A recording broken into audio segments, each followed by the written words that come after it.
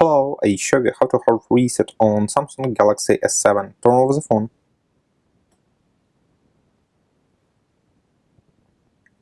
Next, press and hold the power button, volume up key and home button for a few seconds.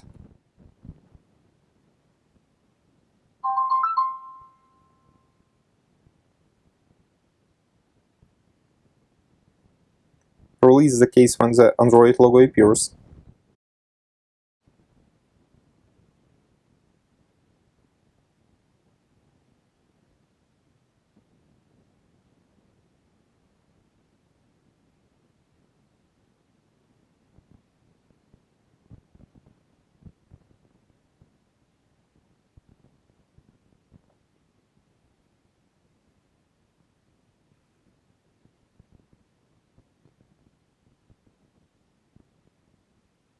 Now use volume key and power button to select factory reset. Then choose Yes. Your device will now restart.